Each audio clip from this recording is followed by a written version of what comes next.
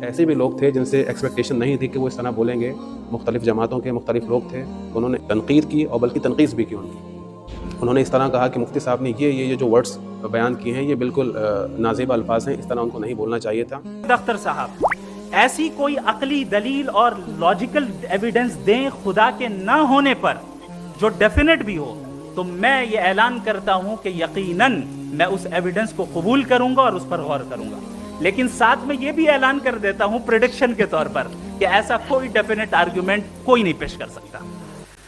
میرے خیال سے یہ اس طرح کی بات نہیں کرنا چاہیے، یعنی ایمان کا جو تقاضا ہے نا، وہ تقاضا یہ کہ بھائی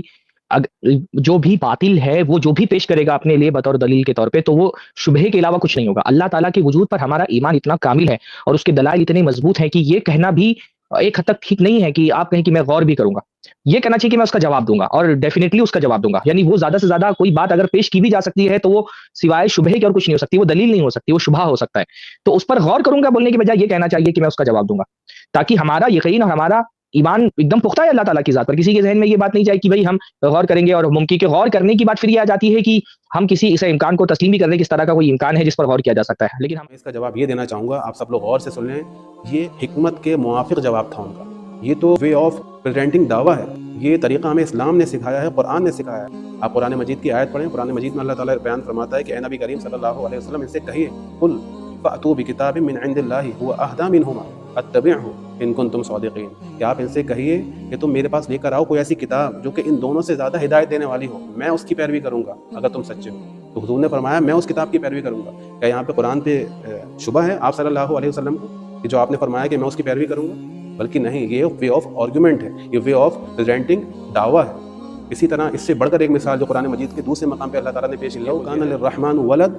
فانا اول العابدین، کہ اگر اللہ کا کوئی بیٹا ہوتا فانا اول العابدین، تو میں سب سے پہلے اس کی بندگی کرنے والا ہوتا۔ یہ حضور سے کہلوایا گیا ہے، تو کیا نبی کریم صلی اللہ علیہ وسلم کے بارے میں گمان کیا جائے گا کہ اگر کوئی بیٹا ہوتا تو آپ صلی اللہ علیہ وسلم اللہ کے علاوہ کسی دوسرے کی بندگی کرتے؟ نہیں نہیں نہیں، بلکہ یہ وے آف پریزنٹنگ دعویٰ ہے، جسے ایک عام انسان بھی سمجھ سکتا ہے کہ یہ دعوت کے میدان میں اس طرح کے دلائل پیش کیے جاتے ہیں اور یہ حکمت کے ساتھ میں دعوت دینے کا انداز ہے۔ جیسے کہ اللہ تعالیٰ نے ارشاد فرمایا ہے ادعو الی سبیل ربک بالحکمہ، کہ اپنے پروردگار کے راستے کی طرف حکمت اور اچھی نصیحت کے ذریعے سے بلاؤ۔ یہ صرف ایک شخص کی یا دو شخصوں کا امتحان نہیں تھا، یا یہ دو شخصوں کی ہار یا جیت نہیں تھی، بلکہ یہ بہت سارے لوگوں کی ہار یا جیت ہوئی ہے۔ لوگ اپنے دلوں کا امتحان لیں کہ اس وقت ان کے دل کے اندر کیا چل رہا ہے۔ اس ویڈیو کے متعلق کوئی نہ کوئی رائے آپ لوگ قائم کریں کہ آپ کے دل کے اندر کیا چیز پیدا ہو رہی ہے اس ویڈیو کو دیکھنے کے بعد۔ اگرچہ آپ خوش ہو رہے ہیں کہ اللہ کے ایگزسٹنس کے پروف جو تھے وہ مدلل رہے اور وہ غالب رہے، تو آپ کو خوش ہونا چاہیے کہ اس بندے نے اللہ کے ہونے کے دلائل کو لوگوں کے سامنے کلیئرٹی کے ساتھ میں پیش کیا۔ اس پر تو ایک مومن کو خوش ہونا چاہیے،